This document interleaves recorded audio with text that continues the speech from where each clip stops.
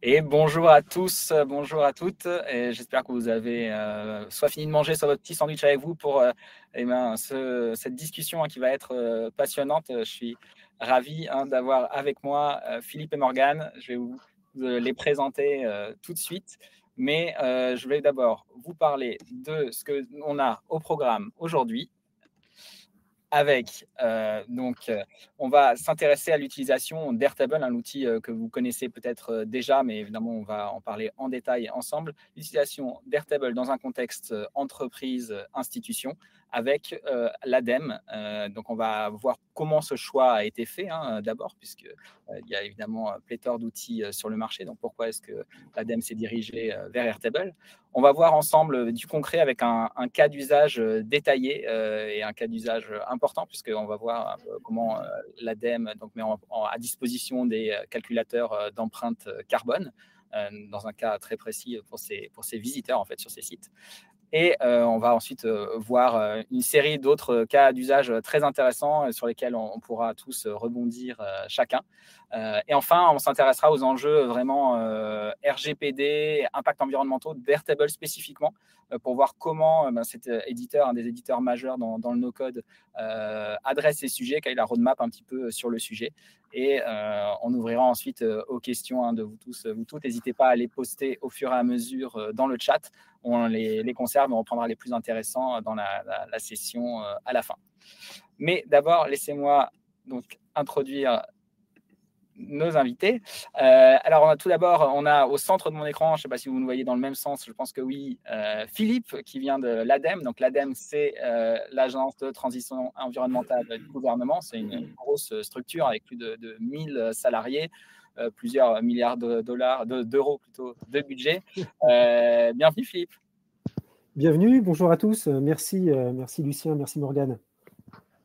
Est-ce que tu veux nous dire un petit mot sur ton rôle à l'ADEME, du coup? Bien sûr, donc moi je travaille au sein de la cellule innovation numérique à l'ADEME. Le but, c'est vraiment d'introduire des nouvelles pratiques, d'être aussi en veille sur les outils numériques, de travailler sur la transformation aussi numérique de l'ADEME. Et un sujet d'actualité, je travaille sur les thématiques d'open innovation, surtout avec les directions régionales, c'est-à-dire avec les territoires, dans le but d'adresser des problématiques à des écosystèmes, à des parties prenantes locales, pour pouvoir résoudre des problèmes et mettre en œuvre des projets innovants. Ok, parfait. Écoute, merci Philippe de nous avoir rejoints aujourd'hui. Et à la droite de l'écran, nous avons Morgane. Donc Morgane d'Airtable. Airtable, c'est l'outil de référence dans le no-code. C'est une structure de la taille en fait à peu près équivalente à l'ADEME, parce que vous êtes environ 1000 à peu près aussi chez Airtable. Et une solution initialement américaine, mais Morgane, tu es avec nous en Europe, c'est ça? Exactement. Tout d'abord, merci Lucien pour l'invitation et bonjour à tous. Donc, Morgane Poiré, je suis responsable des ventes pour l'Europe du Sud et le marché germanique, UNCAR. On est aujourd'hui une cinquantaine de personnes à Londres pour couvrir nos clients européens. Donc, mon rôle, c'est aujourd'hui de m'assurer qu'on arrive à mettre à disposition toutes les équipes nécessaires en interne, avant-vente et après-vente, pour s'assurer des projets de transformation de nos clients dans multiples secteurs d'activité et un très, très grand nombre de cas d'usage que je pourrais un petit peu plus expliciter plus tard. Ravi de pouvoir faire partie de ce panel avec toi. Merci à toi, Morgane. Et alors, on va voir à quoi ressemble Airtable concrètement, puisqu'on va, je crois que Philippe va nous montrer même une des solutions construites. Mais est-ce qu'en 2 mots, tu peux nous expliquer ce que c'est Airtable, ce que c'est pour les entreprises notamment? Bien sûr. Alors, Airtable, aujourd'hui, c'est une société qui a 10 ans et on se définit tout d'abord comme une base de données relationnelle collaborative. Donc, une base de données qui va aller chercher des données dans n'importe quel type de source, ça peut être applications internes développées par nos clients ou des plateformes standards du marché. Et en ayant accès à ces données dans une seule et unique base de données type Airtable, on va ensuite permettre à nos clients de développer des applications collaboratives, des interfaces spécialisées au niveau des équipes ou au niveau des pays pour pouvoir mieux travailler ensemble. Donc, en fait, en ayant accès à une seule et unique base de données, ça permet de mieux coordonner les projets des équipes. On travaille aujourd'hui en très grande partie avec des équipes type marketing, produits, opérations. Et grâce à cela, en fait, ça va pouvoir permettre d'impacter notamment les stratégies des entreprises lorsque ça peut être au niveau de l'impact carbone, dont on va parler aujourd'hui, mais pourquoi pas aussi transformer en fait leur digital supply chain, par exemple, en faisant collaborer les équipes produits, UX, marketing, communication, tous ensemble sur une seule et unique plateforme. Un des gros avantages, c'est de permettre notamment d'augmenter la productivité, de réduire le nombre d'heures et d'impacter, si je peux dire, le time to market, donc le temps de lancement de nouvelles initiatives de la part des entreprises sur leur marché.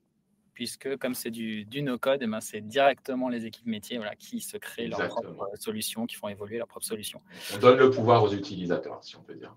Parfait. Et pour terminer le tour de table, moi, rapidement, mais si vous êtes sur notre chaîne, c'est que vous voyez à peu près qui on est. Mais juste pour résumer, Allegria Group, nous, on est le spécialiste du no-code sur le marché européen.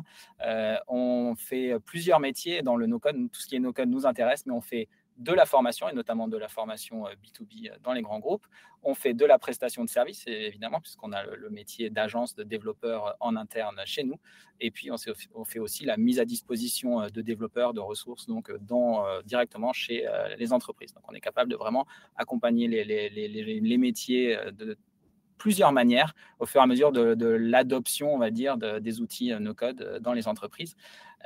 Donc, on est vraiment ravis de vous avoir, Philippe et Morgane, aujourd'hui, parce que ça c'est vraiment le meilleur des situations possibles quand on arrive à réunir comme ça l'éditeur et l'utilisateur, enterprise d'un outil comme ça. Alors, du coup, je voudrais commencer par une petite question, on va dire, qui est un peu qui va aiguiller notre discussion. Comment on en est arrivé à ce que l'ADEME, Airtable, Allegria travaillent tous ensemble comme ça? Et la première, elle est plutôt pour Philippe, je dirais, en introduction, cette question. Philippe, comment déjà toi tu en es arrivé à considérer le no-code, et qu'est-ce qui a poussé vraiment l'ADEME à s'aiguiller, alors peut-être pas directement, mais tu vas nous raconter un petit peu le cheminement, mais vers Airtable notamment. Je dirais que ça s'est fait un peu par hasard. Je pense que c'est souvent aussi comme ça qu'émergent les projets, on va dire, innovants. Le no-code, déjà, pour ceux qui s'intéressent au numérique, au no-code, qui sont sur les forums ou qui regardent l'actualité un peu de ce qui se passe, c'est vrai que le no-code, l'actualité du no-code était de plus en plus présente. Et c'est comme ça que je m'y suis intéressé. Donc déjà, par curiosité, regarder ce qui se passait, qu'est-ce que ça voulait dire, comment ces outils existaient. Et puis, j'ai envie de dire, 3 événements déclencheurs. Le premier, c'est en tout cas un événement personnel, c'est-à-dire de dire, tiens, dans le cadre de mes loisirs, j'ai envie de faire quelque chose et en même temps, je suis intéressé par le digital. Je voulais faire en tout cas une application et c'est comme ça que je suis rentré dans le no-code, notamment à travers Glide. Et puis après, rapidement, je me suis dit, tiens, mais j'ai besoin d'avoir derrière une base de données. Et tout de suite, en fait, même quand vous tapez dans les moteurs de recherche ou quand vous allez regarder les communautés, tout de suite, c'est vrai qu'il y a le nom d'Airtable qui sort. Et c'est comme ça que j'ai pu connecter d'abord dans une sphère privée, en fait, la création d'applications avec une base de données. Ensuite, je l'ai rapidement... Il y a un autre... Donc ça, c'est le premier effet. Deuxième effet, c'était...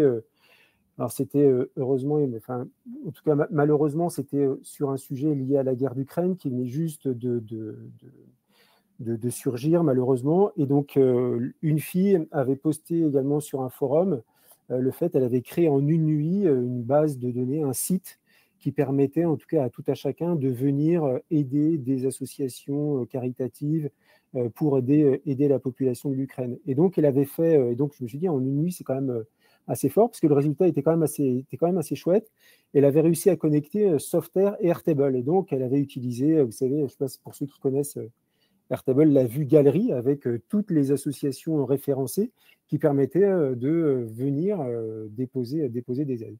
Et finalement, donc j'ai créé une application, je l'ai connectée à Airtable, une autre initiative qui permet de créer via un site web Software et donc derrière un back-office entre guillemets Airtable. Je me suis dit, il y a quelque chose à faire de ce côté-là.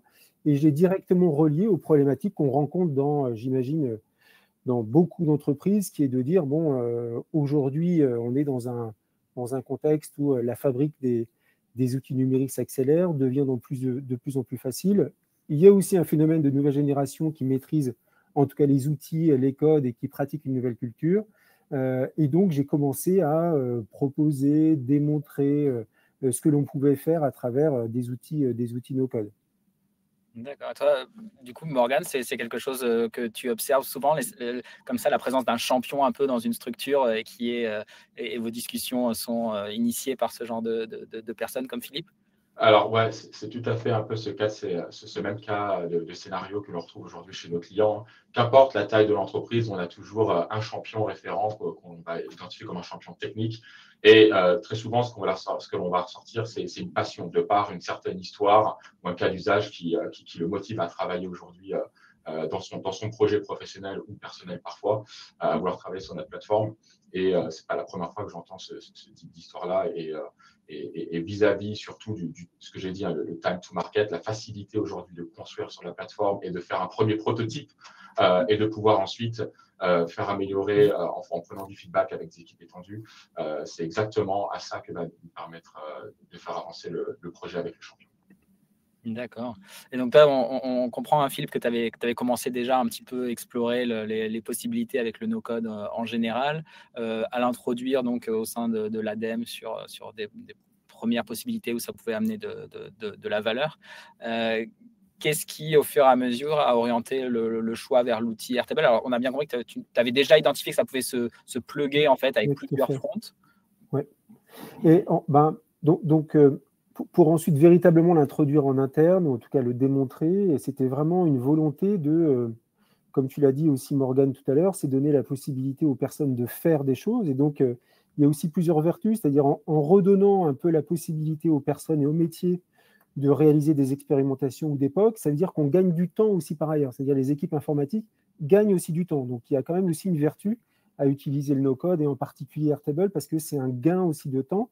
Et c'est aussi une manière, j'ai envie de dire, quand on travaille dans la transformation numérique, ça se fait aussi en pratiquant. Et donc, en donnant la possibilité à des gens de pratiquer, eh ben, ça veut dire qu'on participe à un changement de culture, à un changement de comportement et à une compréhension aussi de la manière dont on fabrique les outils numériques. Donc ça, pour moi, c'est aussi une vertu importante. Et j'ai organisé une semaine de l'innovation numérique au sein de l'ADEME qui était cadencée en différents ateliers pratiques. Et notamment, j'ai organisé un atelier no-code qui permettait justement de montrer concrètement ce qu'il était possible de faire. Et donc, j'ai commencé à montrer des maquettes à travers lesquelles j'utilisais Airtable. Et donc, ce qui était intéressant, c'est que après cette semaine de l'innovation, il y a des métiers justement qui avaient assisté à cet atelier, à ce workshop no-code, qui sont revenus vers moi en me disant écoute, voilà, ce que tu as montré, finalement, ça me donne une idée parce que moi, dans le cadre de mon projet, de mes activités, j'aimerais, j'ai tel projet et je pense qu'il serait possible de faire des choses ensemble. Et donc, c'est comme ça que ça a démarré. Donc, je pense que la vertu aussi de la démonstration, de la manipulation, permet aussi aux métiers de transposer leur activité dans l'outil, en l'occurrence dans l'outil Airtable. Et deuxième facteur, c'est que les outils informatiques chez nous sont... Parce que l'ADEME, pour aller voir aussi dans les différents sites, là, Agir pour la transition et adem.fr qui détaillent toutes les activités. Mais en général, l'ADEME a une activité aussi de financement de ce qu'on appelle les bénéficiaires, que ce soit les collectivités ou les entreprises. Et bien souvent, dans le cadre des processus d'instruction de dossiers, on s'échange, ou en tout cas, il y a beaucoup d'échanges de tableurs Excel avec des macros. Et apparemment, les macros, c'est aussi un des facteurs très à risque pour ce qui concerne la cybersécurité. Et donc, l'équipe informatique a souhaité, ou souhaite en tout cas, ne plus utiliser les transferts de fichiers Excel. Et donc, une des alternatives qui est plutôt pertinente, c'est l'utilisation d'Airtable. Donc, voilà les deux facteurs. D'accord, très clair. Et donc, du coup, Morgane, on a bien compris que dans Airtable, il n'y a pas de macro, a priori. Qu'est-ce que vous avez à la place?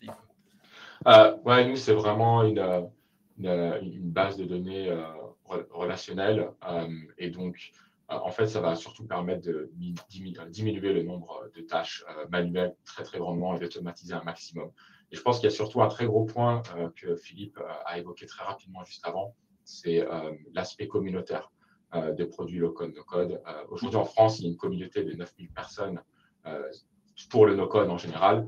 Et Airtable est la plus grosse communauté interne à cette communauté no-code avec quasiment 2000 utilisateurs. Donc, le fait aujourd'hui, lorsqu'on est utilisateur c'est juste les champion, francophones, hein. On est d'accord. exactement, juste Ils les sont sur ce francophones, Slack. exactement sur ce Slack. Et je crois que c'est d'ailleurs, si je ne me trompe pas, la communauté la plus forte en Europe. Se sachant entouré, en faisant partie d'une communauté, d'un écosystème, on est capable d'avoir accès très rapidement à des best practices. Donc ça, c'est vraiment un des gros effets différenciants de Airtable par rapport à notre concurrence, c'est que personne ne se retrouve jamais tout seul en fait pour commencer à lancer sur la plateforme. Ça, c'est le point quand nous on forme les gens au no-code aussi, on insiste de entourez-vous et ne restez pas seul face à vos problèmes ou vos blocages techniques. C'est vraiment l'approche programmeur en fait, et donc c'est pas forcément quelque chose qui est directement naturel pour les gens qui se mettent au no-code. Et en fait, on voit qu'on rentre dans des grandes communautés comme ça. Je voulais revenir sur un point, Philippe, dans ce que tu as dit. Quand tu me disais les autres équipes ont commencé à te contacter, à demander est-ce qu'on peut travailler ensemble. C'est quoi concrètement travailler ensemble? Est-ce que vous devenez, j'imagine que non, mais je te provoque avec la question comme ça, mais est-ce que vous devenez leur équipe IT? Je vois où tu veux venir. Voilà. Est-ce que vous devenez leur équipe IT? Donc, ou est-ce que c'est une autre démarche? Non, parce que non, et ça, c'est ta raison, c'est très important parce que de toute façon, chez nous, à l'ADEME, il y a de toute façon des procédures aussi à respecter pour initier, développer des outils informatiques. Le deal a été très clair dès le début et je pense que c'est hyper important de dire il n'y a pas une compétition, c'est pas destiné à se substituer et donc il y a quand même un périmètre bien délimité. Et donc les règles du jeu a été de dire, en tout cas pour le début, c'est pour des projets temporaires, ça peut aller jusqu'à un certain stade, c'est des expérimentations et en tout cas jusqu'à présent, on ne va pas dans les outils régaliens de l'entreprise, c'est-à-dire on ne va pas taper dans les outils de gestion, on ne va pas taper dans les outils de financement, etc. Pour l'instant, c'est destiné à prouver, expérimenter, démontrer et pour des opérations temporaires. Et donc, en agissant aussi comme ça, c'est-à-dire que l'équipe informatique, en tout cas, le périmètre est bien clair et les frontières des collaborations aussi sont bien définies, et ça permet aussi d'évoluer ensemble. Et ça permet aussi, encore une fois, je le répète, de dire aussi pour l'équipe informatique, de dégager du temps sur une partie d'investigation, d'expérimentation et de preuve. Donc ça, c'est aussi important. À tel point qu'aujourd'hui, en tout cas, le no-code, j'ai envie de dire, il est plutôt installé dans les pratiques de l'ADEME, et c'est l'équipe informatique qui a repris cette compétence no-code, parce que ça va aussi au-delà d'Airtable, parce qu'une des forces d'Airtable aussi, c'est de pouvoir connecter des outils entre eux. Donc ça veut dire que le no-code, alors bien évidemment, ne se limite pas à Airtable, mais Airtable a la force de pouvoir aussi centre névralgique, voilà, connecter, automatiser, mutualiser. Donc c'est intéressant. Je reviens sur l'aspect communautaire. C'est vrai que c'est très... je pense que c'est particulier, en tout cas au no-code en général, et probablement à Airtable en particulier. C'est vrai que quand vous avez une difficulté, en tout cas, je pense que, comme tu l'as dit, Morgane, il y a aussi d'abord une appétence à avoir pour pratiquer, se plonger. Et il y a une culture, en fait, du no-code, ce qui est aussi intéressant, qui fait que quand vous êtes soumis à un problème ou quand vous butez sur quelque chose, vous avez toujours la possibilité de trouver une réponse à travers les différents forums, que ce soit à travers les forums purement Airtable ou alors des forums no-code, que ce soit européens, voire même américains. C'est-à-dire, vous trouvez tout sur YouTube, vous trouvez tout sur les aspects communauté, et y compris aujourd'hui sur ChatGPT, quand vous avez par exemple un problème de formule, vous pouvez copier-coller votre formule, et ChatGPT vous corrige automatiquement votre formule. Donc, Airtable. Donc c'est plutôt intéressant. Et ce qui fait penser même, je pense que c'est un peu la même culture des pionniers, et c'est pas qu'une caricature, des pionniers d'Internet qui avaient cette volonté en fait de bien commun ou de créer des features communes.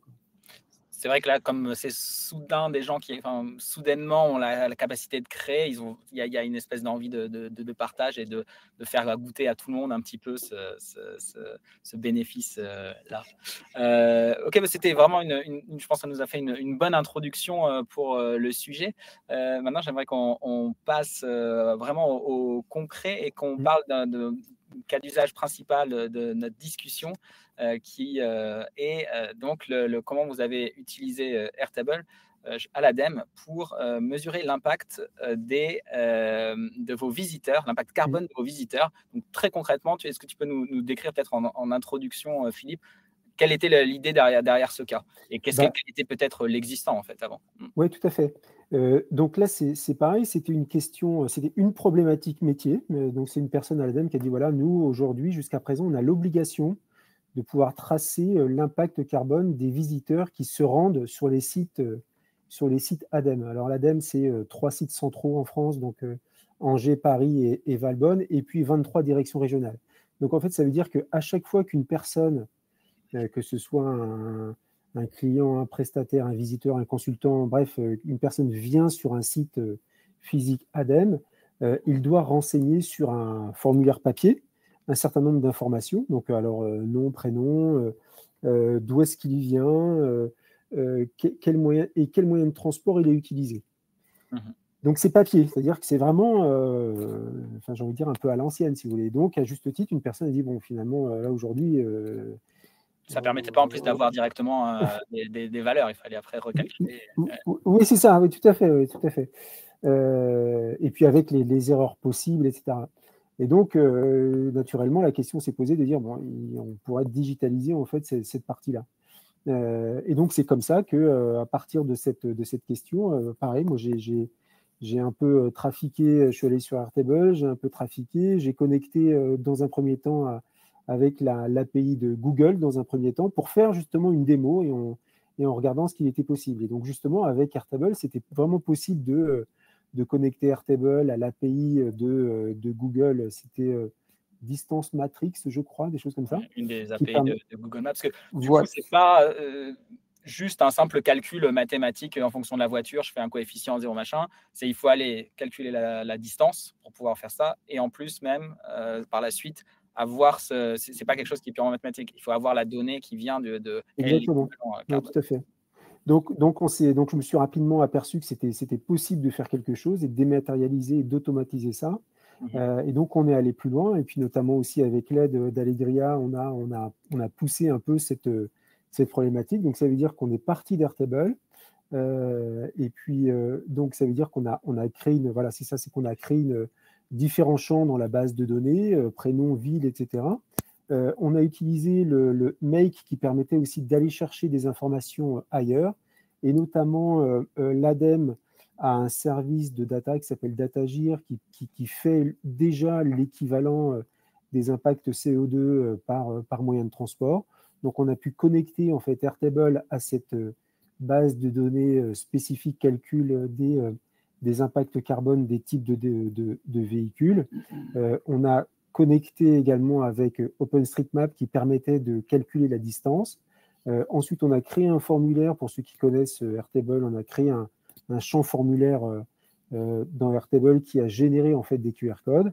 Et à partir de ça, tout simplement, quand un visiteur maintenant vient, aujourd'hui c'est en expérimentation sur 2 sites, à Angers et à Paris, donc c'est-à-dire quand un visiteur se rend par exemple au site de Montrouge ici, c'est-à-dire qu'il scanne le QR code, il y a tout simplement en fait une liste de questions qui apparaît, qui sont toutes simples, et on reviendra sur le RGPD. Pour l'instant, on ne demande pas le nom, prénom, parce qu'en fait, finalement, ce n'est pas ce qui nous intéresse. Ce qui nous intéresse, c'est vraiment d'avoir l'impact carbone et pas le nom.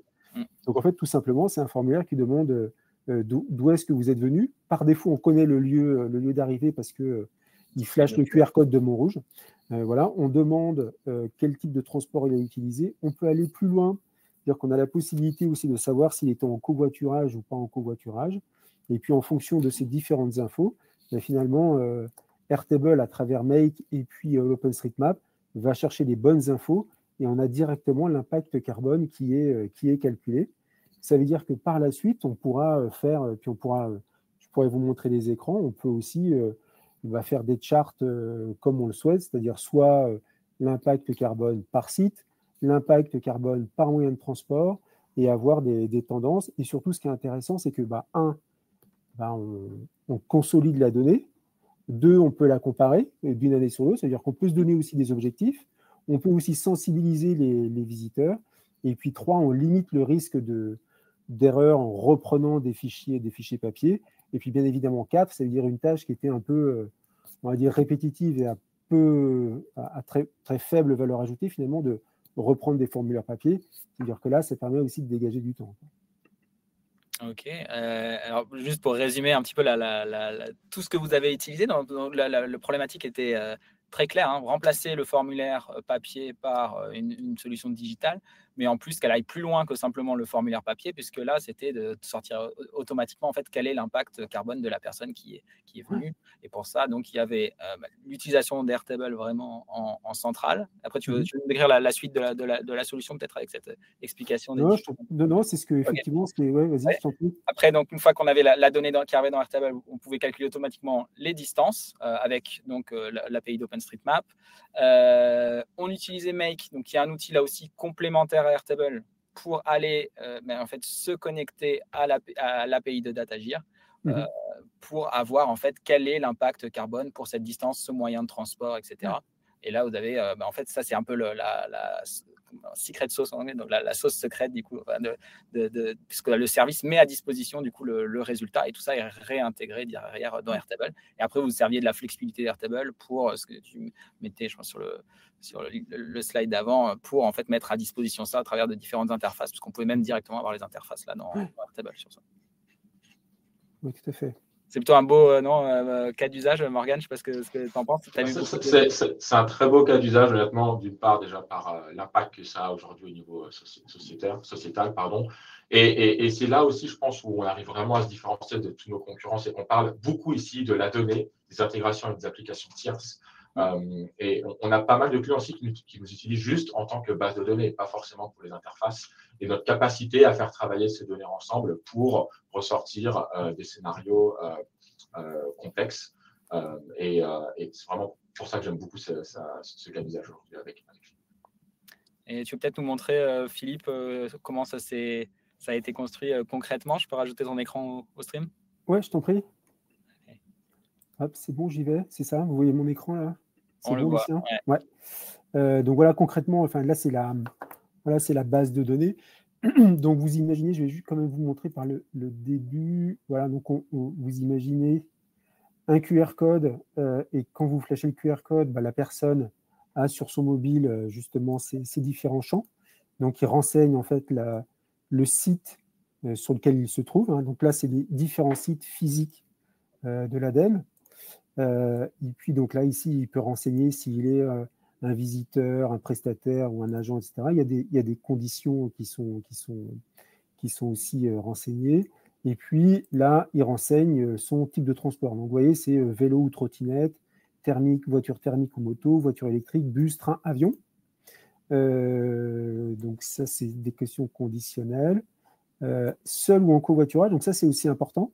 Et puis, s'il est en covoiturage, donc là, encore une fois, question conditionnelle, combien de personnes étaient dans la voiture. Donc, il valide. Et ensuite, donc, tout vient se mettre automatiquement dans la base de données.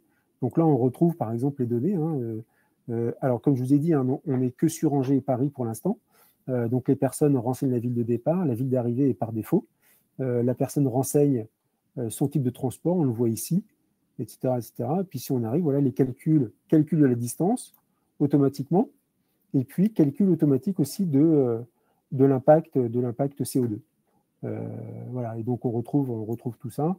On peut aller voir l'interface. Pour l'instant, c'est en cours de finalisation, mais regardez par exemple, et automatiquement, on peut aussi fabriquer les graphiques à façon. Pour l'instant, c'est très simple. On a juste fait ça, mais en tout cas, vous pouvez imaginer qu'ici, on a l'impact CO2 par moyen de transport et on a ces différents graphiques. Donc là, aujourd'hui, c'est de mettre cette interface à disposition de l'externe éventuellement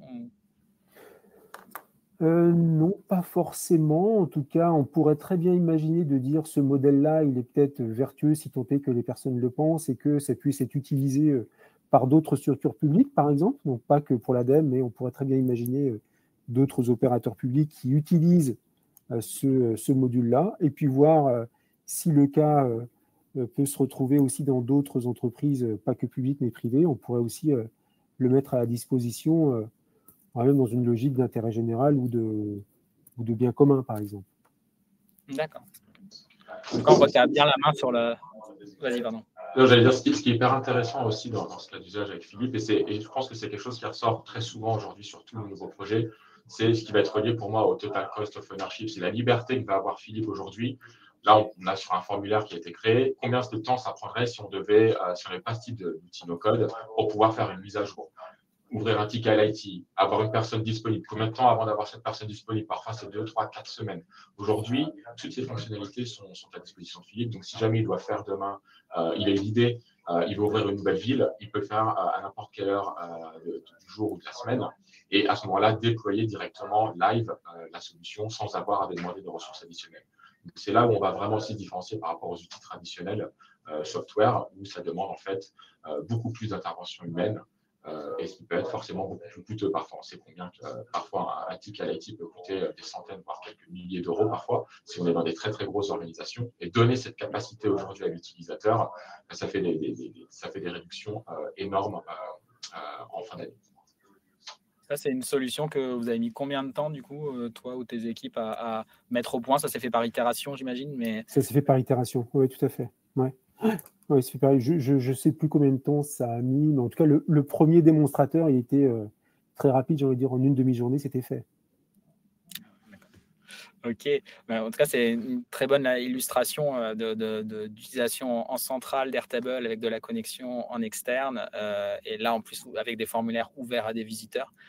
Donc, vraiment très intéressant. Alors, vous avez aussi d'autres cas à nous raconter. Alors, je crois que là, on n'a pas forcément montré de slide, mais Philippe, je crois que tu avais un autre exemple sur lequel tu avais travaillé. Oui, rapidement, il y en a deux, en tout cas très, très simplement. On est en train de réfléchir justement. Je pense qu'Airtable se prête très bien aussi à des exercices pour digitaliser des processus, c'est-à-dire non seulement digitaliser des processus, mais digitaliser des processus qui impliquent l'intervention de plusieurs personnes. Ouais. Je m'explique, par exemple, on a à l'ADEME ce qu'on appelle un processus de publication. Si vous connaissez l'ADEME, c'est-à-dire que l'ADEME crée énormément de publications, que ce soit des études réalisées par des experts, des rapports qui sont très spécifiques sur des thématiques et des métiers particuliers. Mais pour arriver à la finalisation du produit fini, ça veut dire que ce processus doit suivre un certain nombre d'étapes de validation. On doit savoir qui fait quoi à quel moment. Et tout simplement, on doit savoir que telle publication est prévue d'être livrée à tel moment, ce qui fait qu'à tel moment, il faut que l'imprimeur soit au courant et en même temps que le livreur soit au courant pour pouvoir distribuer et livrer un certain nombre de documents. Donc, c'est un processus qui est à la fois simple et à la fois complexe, mais sa complexité réside dans le fait que ça implique beaucoup de personnes au sein de l'ADEME. Et donc, avec la personne en charge de ce processus publication, on a réfléchi justement à digitaliser ce processus et pour l'automatiser. Ce qui fait que c'est exactement le même principe. On demande à la personne qui initie le projet un certain nombre d'informations et en fonction des informations que cette personne renseigne, on crée des automatisations pour que ça ait un certain nombre de temps et reçoive des alertes pour lui dire, écoute, par exemple, tu avais prévu d'éditer ou de faire un document de 300 pages, par exemple. Si c'est 300 pages, ça veut dire qu'à tel moment, tu dois nous fournir, par exemple, ta maquette. Et donc, il y a tout un système, en fait, d'alerte, de recours, d'automatisation pour pouvoir simplifier et automatiser ce processus de publication. Et en plus, à travers l'utilisation de la vue galerie d'Airtable, ça permet aussi d'avoir en visualisation l'ensemble des produits publications qui sont en cours et de suivre leur état. Donc, encore une fois, c'est pas énorme, c'est pas très complexe, mais ça simplifie grandement à la fois le travail de suivi, c'est-à-dire qu'il ne se fait plus à la main, il ne se fait plus au téléphone. On sait plus. C'était quoi l'existant de quoi on parlait? Voilà, il ne se fait plus sur Excel, il n'y a pas plusieurs tableaux qui coexistent, c'est-à-dire qu'on a une vue. Comme l'a dit Morgane, on peut aussi partager et donner l'autorisation, par exemple, à celui qui initie la publication, qui lui permet, lui, au fur et à mesure du processus, d'enrichir en fait les informations. Donc ça, c'est quelque chose qui est assez important. Et un autre projet sur lequel on a travaillé, c'est aussi sur un projet temporaire qui visait à suivre l'état d'avancement des demandes d'aide pour les stations-service qui voulaient s'équiper en bornes de recharge électrique. Et donc, la personne en charge de ce suivi d'équipement des stations-service avait en back-office, ce qu'on avait en front-office, et donc là aussi c'est important, c'est qu'on avait connecté Airtable à Bubble, donc le front-office était Bubble, et on avait connecté Airtable en back-office, et ça permettait à l'instructeur de pouvoir voir dans la base de données Airtable l'ensemble des requêtes, et où est-ce qu'en étaient les dossiers de demande d'aide sur ce projet temporaire. D'accord, ouais. Donc c'était vraiment l'idée de remplacer les emails, les envois d'Excel en pièces jointes et de favoriser la collaboration, là on pourra en gérer Tout à fait, oui, c'est ça. Et ça, effectivement, c'est un petit peu sinon difficile de demander à une autre équipe de venir créer ça pour soi, hein, puisque c'est des process qu'on a dans la tête ou d'expérience un petit peu. J'imagine que vous voyez pas mal de ce genre de cas aussi, Morgane, toi, de ton côté. Je ne sais pas si tu as des exemples de cas d'usage vraiment. J'allais rebondir là-dessus. On a eu une deuxième session de découverte ce matin avec un prospect qui a ce problème de collecte de données à travers des fichiers Excel. Donc, ils nous ont montré leurs fichiers Excel. Mais c'est tellement complexe qu'en moyenne, pour remplir ces fichiers-là, ça leur prend entre 2 et 3 semaines. Et ça nécessite la mise en place d'un workshop avec leurs clients, le client qui se connecte, la personne chef de projet qui se connecte aussi pour remplir ce fichier. Et ça prend énormément de temps, ça coûte énormément d'argent. Donc, ce que décrit aujourd'hui Philippe, c'est quelque chose qui est totalement, on va dire, normal aujourd'hui, surtout dans les entreprises un petit peu plus traditionnelles. Et non seulement le fait d'avoir à la disposition des formulaires aussi intuitifs va permettre d'avoir accès aux données beaucoup plus rapidement, et derrière avec des modules d'automatisation pour faire avancer tout ça plus rapidement, mais en plus mettre à disposition des guidelines à travers Airtable avec des interfaces pour mieux expliquer comment utiliser l'outil pour les viewers, ce qu'on appelle, ou les commentateurs. Et à ce moment-là, la conduite de changement se fait beaucoup plus facilement à travers Airtable. Donc, c'est aussi quelque chose qu'on identifie dès le début aujourd'hui, qui est une des plus grosses peurs de nos clients, c'est comment intégrer un outil comme Airtable pour 100, 200, 300 clients, 300 utilisateurs, lorsqu'on est sur des process aussi archaïques, si je peux dire, en utilisant soit du papier ou des fichiers Excel avec 10 tables différentes qui nécessitent des semaines de workshop. Ouais, effectivement. Et tu as vu des choses spécifiquement liées à l'exemple initial dont nous parlait Philippe sur le côté calcul impact carbone ou choses comme ça? Bien sûr. Alors, vis-à-vis du carbone, nous, on a vraiment deux cas aujourd'hui que l'on voit énormément, et notamment ça s'adresse surtout aux équipes achats. On va dire, on a des clients aujourd'hui qui, notamment dans le milieu du BTP, qui ont décidé de lancer Airtable pour pouvoir atteindre leur stratégie d'émissions de CO2 d'ici 2025 ou d'ici 2030. Et en fait, les équipes achats vont travailler avec des centaines, voire des milliers de fournisseurs. Et ce dont ils ont besoin, c'est de pouvoir comprendre l'impact carbone de chaque fournisseur avec lequel ils vont travailler au niveau du produit. Et en fait, de par la mise à disposition de cette base de données avec des centaines de milliers notamment de records disponibles dans chaque base, on va pouvoir comprendre en moyenne au niveau de chaque fournisseur quel est l'impact CO2 et à ce moment-là, mieux pouvoir travailler avec tel ou tel fournisseur pour atteindre un objectif global. Ça, c'est vraiment un des cas d'usage qu'on voit de plus en plus aujourd'hui. Et un deuxième cas d'usage que l'on voit notamment aujourd'hui, alors pas en France, mais sur lequel on est en train de travailler en ce moment en Espagne, avec une entreprise financière, c'est de comprendre en fait l'impact carbone des infrastructures des data centers. Donc, pas seulement l'impact carbone que vont avoir les serveurs, mais tout ce qui l'entoure autour. Donc, ça va être l'électricité, ça va être la climatisation de la salle, la construction aussi des bâtiments lorsqu'on va faire des nouveaux HQ pour les entreprises. Et on va pouvoir traquer avec ça des milliers, voire des dizaines de milliers de serveurs dans des centaines de salles potentiellement à travers le globe. Et grâce à ce type de base de données à disposition, bien justement, ça va pouvoir permettre à nos clients de pouvoir remplir leur rapport et de partager ça dans leur rapport d'activité trimestriel ou annuel et montrer qu'ils vont justement déployer leur stratégie de diminution d'impact du CO2. D'accord, donc ça, vous faites ça en Espagne en ce moment. En ce moment même en Espagne. Donc, peut-être que c'est un cas qu'on pourra répliquer en France. Alors moi-même, je suis arrivé il y a tout juste 7 mois, mais Airtable a un nombre de cas d'usage tellement illimité.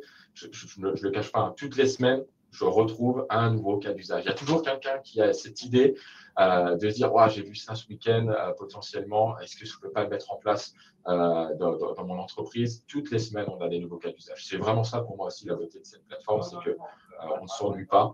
Il y a toujours la possibilité de créer des idées, de les tester. Elles marchent, tant mieux, on applique. Elles ne marchent pas, on met de côté. C'est pas grave, on n'a pas investi Exactement. beaucoup de temps dessus. Exactement.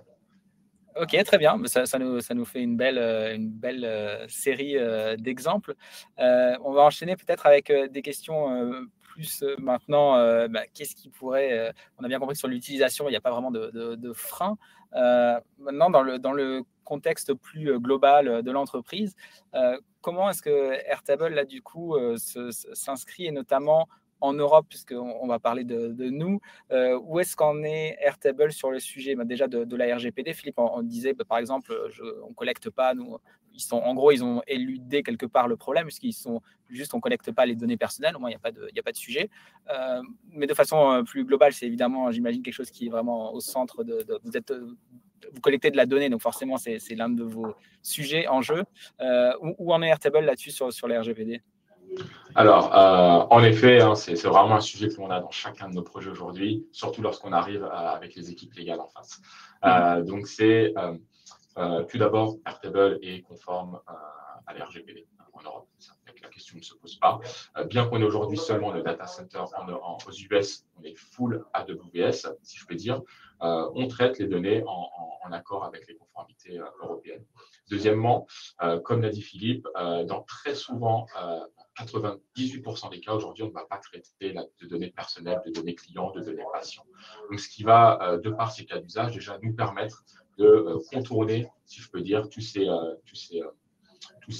murs que l'on peut avoir en face de nous pour justifier que l'on va stocker et traiter la donnée en conformité à la RGPD en Europe, parce que dans tous les cas, ces cas d'usage-là ne s'appliquent pas à nous. On est généralement sur des données parfois de type production, de type campagne marketing, de contenu, création de contenu, etc. Donc, ce ne sont pas du tout les cas d'usage les plus exposés aux conformités RGPD. Et troisièmement, aujourd'hui, Airtable, c'est 400 000 clients dans le monde, 400 000 sociétés qui utilisent Airtable, des millions d'utilisateurs. Et aujourd'hui, en Europe, on a créé notre bureau il y a un an, on a des centaines de clients enterprise. Et si on compte tous les clients, c'est des dizaines de milliers. Donc forcément, on entend nos clients aujourd'hui et on travaille depuis maintenant plusieurs mois sur la mise à disposition d'un data center en Europe. On est aujourd'hui sur la question de quelle ville. On sait que généralement, dans ces cas d'usage, c'est soit Dublin, soit Francfort. Je n'ai pas encore cette information-là. Et Paris aussi, dans certains… Voilà, et Paris parfois dans certains. Mais pour l'instant, je n'ai toujours pas cette donnée. Par contre, ce qui est sûr, c'est que c'est sur la roadmap pour cette année calendaire d'ici la fin de l'année. Donc forcément, ça va rassurer beaucoup de nos clients. En fait, aujourd'hui, le premier point de blocage que l'on a vis-à-vis du stockage de données en Europe, ce n'est pas forcément pour le premier projet, ça va être parfois pour le deuxième ou le troisième. Lorsqu'on arrive à une taille un peu critique avec quelques dizaines, voire centaines d'utilisateurs et qu'on doit se faire référencer par l'ATI, à ce moment-là, on va avoir quelques barrières supplémentaires. Et c'est là où ça va être un petit peu plus contraignant de ne pas avoir ces data centers encore en Europe. Globalement, on arrive à s'en sortir pour chacune des discussions, il n'y a pas de problème. Mais c'est vrai que ça va faciliter beaucoup plus l'adoption de Airtable à grande échelle chez nos clients, de par la disponibilité des data centers. Parce que finalement, la RGPD, c'est une chose, et on a parfaitement le droit, en fait, et on respecte la RGPD si on a ces données aux États-Unis ou en dehors de l'Europe, en tout cas.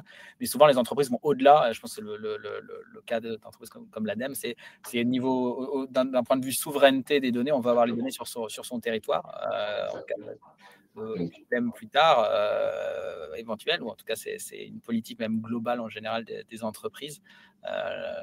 Là-dessus, voilà, c'est vrai que la RGPD, c'est la première étape, mais en fait, c'est même la question de la souveraineté des données. Et justement là-dessus, au-delà de leur localisation géographique, à qui elles appartiennent les données dans Airtable?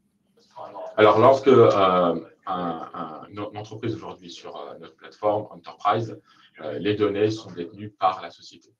Donc ça, c'est une des différences que l'on a entre la plateforme Enterprise et la plateforme, on va dire, self-service, où on va être sur du free ou du pro. Les données vont appartenir à l'utilisateur. Donc, c'est un contrat qui se fait entre Airtable et l'utilisateur, qui est généralement le owner du workspace. Lorsque l'on est sur Enterprise, en fait, à travers la mise en place d'un MSA, ces données appartiennent au niveau de l'entreprise. Donc, si jamais le owner du workspace est amené à quitter la société, ces données ne peuvent pas sortir d'Airtable, elles resteront à disposition du client. Et si on a besoin de les faire sortir de Airtable, que ce soit pour une migration totale ou une migration partielle, on a des solutions à disposition? Bien sûr, on a parfois ces demandes de pouvoir transférer ces données sur des serveurs externes. Et donc, on peut avoir la possibilité ensuite de désactiver carrément ou de supprimer des utilisateurs. Par contre, le fait de faire cela, ça va anonymiser aussi la donnée dans le rapport. Donc, lorsque vous allez regarder vos rapports historiques sur 1, 2, 3 ans, si jamais vous avez désactivé ou bien supprimé des utilisateurs, vous n'aurez plus cette donnée au niveau de l'utilisateur, ça sera seulement un nom anonyme. D'accord, parfait. Très intéressant. Et c'est le genre de choses, Philippe, dont vous aviez conscience à l'ADEME, ce qui ont été dans les discussions dès le début, tu mentionnais les discussions avec l'IT.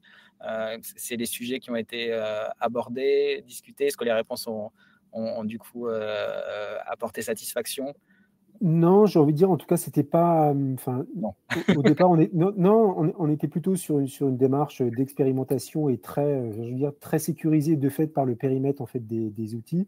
C'est sûr qu'ensuite ces discussions viennent parce qu'on est très sensible, alors bien évidemment RGPD, mais après aussi à des sujets de sécurité. On veut parler aussi des sujets de souveraineté, d'open source, etc. Donc en fait, toutes ces questions sont posées. Par contre, ce que je veux dire aussi, c'est que, par exemple, Airtable ne fait pas la stratégie numérique de l'ADEME. Et je pense qu'en fait, on peut utiliser Airtable, on peut utiliser autre chose. L'intérêt, c'est de pouvoir, en tout cas, expérimenter, avancer, participer au changement de culture, faire pratiquer les métiers, faire découvrir d'autres manières aussi de travailler. Donc, moi, je pense qu'on peut aussi, tous les sujets et tous les outils sont bons à utiliser à condition de respecter un certain nombre de règles et de se poser les bonnes questions et d'être en partenariat avec l'IT. Donc, je pense que c'est ça aussi, c'est une philosophie. Moi, je suis un pro no-code.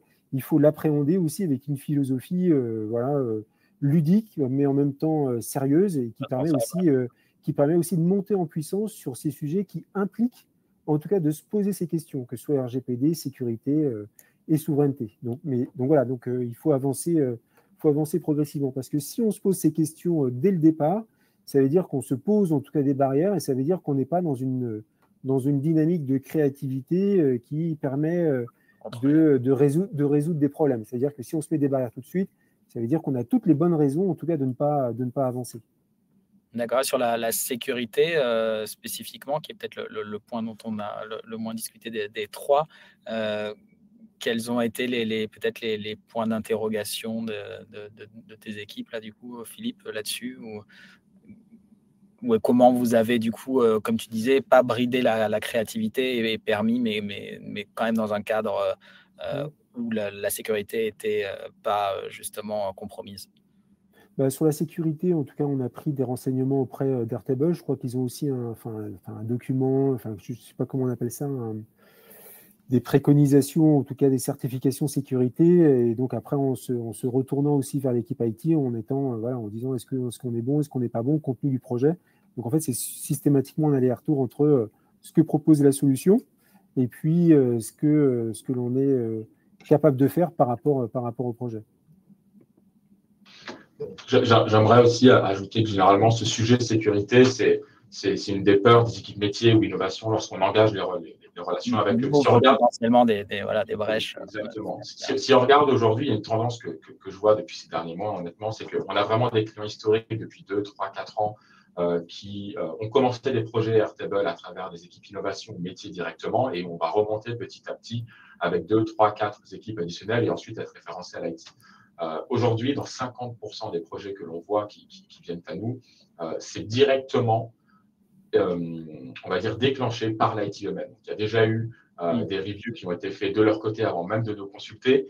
Mais en tout cas, ça montre à quel point aujourd'hui l'IT n'a pas peur n'a plus peur peut-être de toutes ces plateformes, on va dire low-code, no-code, et qui comprennent surtout l'impact que ça va avoir pour eux pour mettre en place des nouveaux best practices.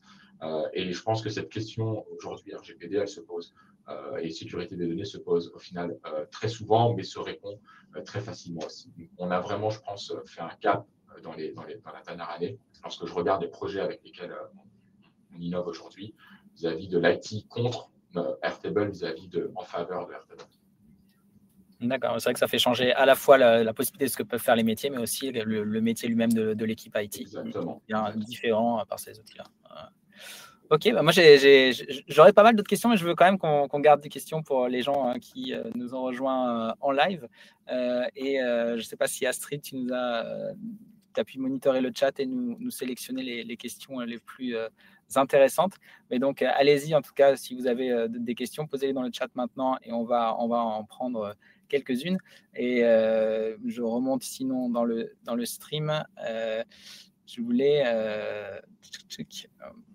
prendre alors peut-être la question. Je pense qu'on l'a un petit peu, évoqué, mais spécifiquement, quelle était la perception de la DSI sur le no-code et l'ADEME, peut-être en amont de tout ça, de quoi on partait peut-être, je dirais, à l'ADEME. Est-ce que tu as dû faire, Philippe, de l'évangélisation de ton équipe IT sur le sujet, où ils connaissaient déjà ça et juste ils attendaient de voir si quelqu'un allait le pousser en interne chez eux, quoi. Disons que ce n'était pas eux qui ont initié le mouvement, mais ils en étaient déjà au courant. Ou est-ce que tu as dû carrément faire aussi l'éducation de l'équipe IT sur le sujet?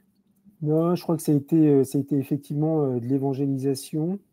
Ça a été aussi à travers notamment, comme je l'expliquais, la semaine de l'innovation digitale, ça a été vraiment expliquer le no-code et le fait de le replacer aussi dans un contexte d'évolution des outils numériques, tout ça pour dire que c'est pas qu'un phénomène de mode, c'est-à-dire qu'il y a un historique ça s'inscrit vraiment dans un historique d'évolution, qu'il y a aussi une réalité à la fois économique, c'est-à-dire qu'il y a des éditeurs de solutions no-code qui ont une solidité aussi économique. Donc, ce n'est pas qu'anecdotique, il y a aussi vraiment, ils ont un marché, ils ont une solidité, qui a une réalité aussi technique et technologique, c'est-à-dire que derrière les outils no-code, en fait, bien souvent, il y a quand même une technique, une technologie qui tourne, qui est performante.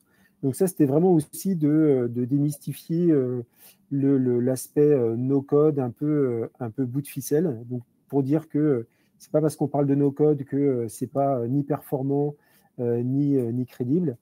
La nécessité aussi de bien faire la différence entre ce qu'est le no-code et le low-code, ce qui est aussi deux choses différentes. Le fait aussi de dire que, on parle beaucoup de citizen developer, le fait de dire que bien que ce soit du no-code et que les métiers puissent manipuler, il faut quand même un minimum l'encadrer, c'est-à-dire il faut donner un cadre relativement général et avec des règles générales pour pas que ce soit non plus complètement la foire, parce qu'il y a aussi, il y a aussi des règles à respecter, des budgets, etc.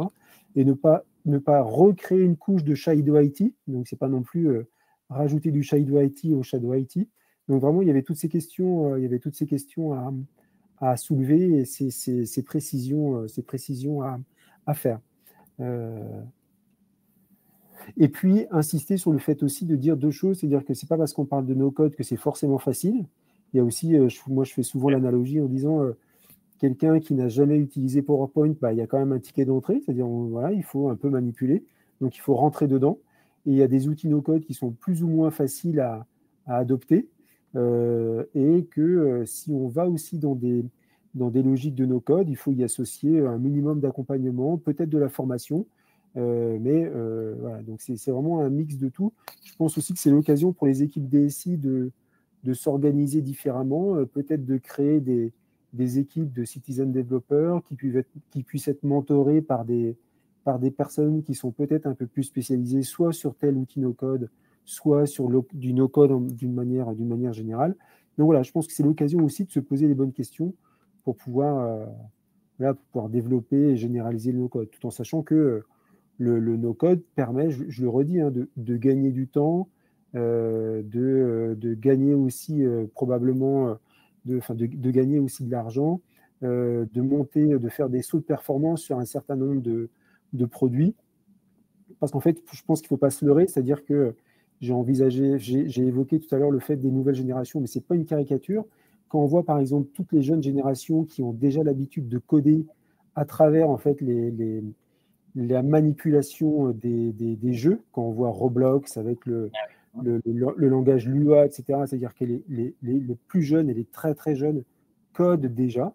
Et donc, ça veut dire que quand ils vont arriver en fait, dans l'entreprise, ils auront déjà des automatismes. Et si on ne l'anticipe pas, ça veut dire qu'il y aura un décalage entre les habitudes qui ont été prises et puis ce que leur propose en fait, leur entreprise quand ils seront arrivés chez eux pour la manière de concevoir des outils, de fabriquer des outils, d'instruire des outils. Donc ça, il faut aussi l'anticiper, quoi. Ça, c'est vrai.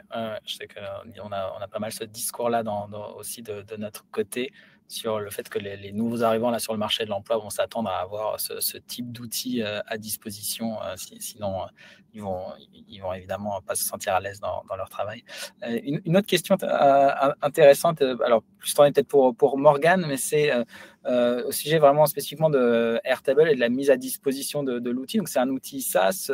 Philippe disait, on le fait tourner sur certains process, pas d'autres, etc. Comment vous, de votre côté, chez Airtable, car on disait que non seulement l'outil, alors il est tout le temps dispo, mais ça, c'est, on va dire, le minimum attendu, mais surtout toutes ces évolutions, parce que c'est un SaaS, donc les mises à jour sont en fait constantes. On n'a pas, nous, à mettre à jour l'outil. Comment vous garantissez que ça ne vienne pas perturber comme ça un processus qui est en place, qui est critique potentiellement pour un business? Bien sûr.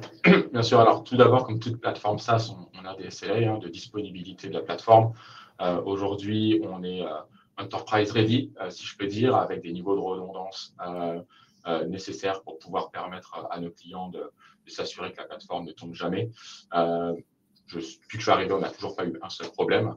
Donc, ça fait plusieurs mois déjà, et c'est vraiment pas un des risques que l'on voit. Mais en effet, cette question de savoir de l'évolutivité du produit, de l'impact que ça peut avoir sur les workflows, les process qui sont déjà mis en place, je comprends cette question. Tous les mois, on fait des nouvelles releases. Donc, forcément, on est vraiment aujourd'hui extrêmement focus sur le développement du produit en lui-même. On a fait d'ailleurs en décembre dernier une réorientation stratégique uniquement sur le développement de Airtable Enterprise, de par les demandes que l'on avait de ces grandes entreprises pour s'assurer qu'elles répondent à tous les critères nécessaires de nos clients. Dans tous les cas, lorsque l'on a aujourd'hui des mises à jour, ça va surtout se faire pour le moment au niveau des interfaces en soi, qui vont être à disposition des utilisateurs. Mais dans tous les cas, on ne va jamais imposer une mise à jour à nos clients. Il faut qu'ils l'acceptent et ils peuvent rester sur la version précédente. On vient de sortir hier d'ailleurs la version bêta de notre module AI en collaboration avec OpenAI. Donc, on a aujourd'hui quelques clients qui ont fait des demandes à travers des formulaires que l'on a envoyés, qui voulaient faire partie de ce groupe de bêta-testeurs durant le mois de juin et le mois de juillet. Et on devra avoir ensuite le module AI qui sera disponible au mois d'août en JA. Mais dans tous les cas, ces modules-là, on va dire ces composants majeurs, lorsqu'ils vont être mis à disposition, ça ne va jamais remettre en cause ce qui a déjà été construit par les clients. C'est vrai qu'on a eu un message dans la nuit, justement, de ton équipe, Morgane, qui nous proposait l'accès en bêta à Airtable AI. Donc, on est très excités à l'idée de tester ça prochainement. Une autre question un peu plus technique, là, et je pense qu'elle est pour tous les deux, en fait, Morgane et Philippe, dans le use case, donc le use case principal qu'on a détaillé aujourd'hui sur le calcul de l'impact carbone des visiteurs. On utilise Make pour aller faire le lien en fait entre Airtable et la fameuse base de données Datagir pour aller récupérer les valeurs du coup, de l'impact. Pourquoi avoir utilisé Make plutôt que directement les automations, la partie automation de Airtable? Je ne sais pas qui veut prendre la question, si c'est plutôt Philippe, plutôt Morgane. En tout cas, par rapport à Make, pour avoir travaillé avec une personne là, chez Allegria, là, Arnaud, ouais. Il me semble que c'était parce qu'il fallait, je crois, refaire un des calculs parce que la base Datagir ne permettait pas, en tout cas, d'avoir une correspondance pour le covoiturage, etc. Donc, il a fallu rajouter un calcul, je crois, et c'est la raison pour laquelle on est passé par Make. Il me semble que ça faisait un chemin supplémentaire. J'aurais pas une réponse beaucoup plus précise en termes de technique, mais voilà, c'est ce que j'ai, en tout cas, c'est ce que j'ai compris et pour avoir travaillé avec Arnaud là-dessus. Et si je peux rajouter de manière totalement honnête, On a un module d'automatisation qui est puissant aujourd'hui chez Airtable, mais Make est un spécialiste, il ne se concentre que sur l'automatisation. Et c'est ça aussi, je pense, la beauté de l'écosystème du low-code, no-code, c'est de pouvoir très facilement collaborer avec des plateformes tierces si jamais le produit que vous avez aujourd'hui à disposition ne convient pas à 100% de vos prérequis. Vous pouvez très facilement travailler avec une plateforme comme Make et à ce moment-là résoudre votre prérequis technique. Et alors, du coup, ça me fait rebondir sur une des autres questions que j'ai vues dans le chat. Ce sera peut-être la dernière question qu'on a le temps de prendre. On va conclure sur celle-là. C'est une belle question, en fait. J'aime bien celle-là dans le no-code. C'est quelle est la compatibilité entre toutes ces solutions no-code, puisqu'on en a évoqué déjà presque, je pense, presque une dizaine dans nos conversations. La compatibilité, comment vous permettez ça, Morgane, peut-être, et sur quoi ça s'appuie de votre côté, en tout cas? Tout simplement, on a notre API, donc on est aujourd'hui capable de s'intégrer avec n'importe quel outil. Juste faire la différence entre le self-service et l'enterprise, où avec l'enterprise, on va avoir notamment des compatibilités two-way synchronization avec des plateformes en standard du marché. Et c'est ce qui va faire la différence. On va pouvoir avoir les données en real-time. On aime bien dire near real-time à travers Airtable. Et donc, soit des connecteurs natifs qui sont disponibles, vous avez un catalogue de connecteurs directement disponibles dans Airtable, ou sinon, si jamais vous avez des outils maison ou un petit peu moins connus du marché à ce moment-là, à travers des développements custom. Et c'est là où justement la valeur de Allegria entre en perspective, justement, c'est tout socle de compétences aujourd'hui que vous avez à disposition pour ces projets-là qui permettent de faire des intégrations, quoi qu'il arrive, en toute sécurité. Ouais. Et puis, ce que moi, personnellement, j'aime bien là, dans Airtable, c'est que vous en proposez directement en natif de ces intégrations. On n'est pas toujours obligé d'aller utiliser une solution tierce pour envoyer un email, envoyer un Slack, etc. Vous avez déjà des choses qui sont directement, nativement, on dit, dans l'outil. Exactement. Chose que nous, on aime bien aussi. Ça nous fait, nous, l'idée, c'est du no-code en général, c'est de gagner du temps et d'aller le plus vite possible vers la solution. N'étant pas du tout technique moi-même et en faisant l'onboarding chez Airtable, on est obligé de faire des exercices de développement sur la plateforme. C'est vrai que j'étais étonné de voir en un clic, tu choisis, ça va être du Jira, du Salesforce, du Google. Tu fais un clic, boum, c'est intégré. Voilà, il n'y a rien d'autre à faire exactement. Donc, c'est vraiment exceptionnel. Ok, c'est parfait. Alors, il y avait plein d'autres questions à peut-être les collecter de notre côté. On pourra faire une réponse en follow-up à cette discussion. En tout cas, merci beaucoup, Philippe, Morgane, pour votre participation. Moi, personnellement, j'ai appris quelques détails techniques là, sur Airtable. Je ne savais pas le côté anonymisation. Donc, je retiens ça. Ça me servira dans mon quotidien. Merci, Philippe, encore une fois. Et merci à vous. Bonne continuation à tous les deux et on sera plaisir de vous revoir bientôt pour prendre des nouvelles des deux côtés de comment vous avez avancé. Pas de souci. Merci beaucoup pour l'invitation, Lucien Deveau. Et merci. Merci à tous. Merci à vous. Merci, au revoir. Au revoir.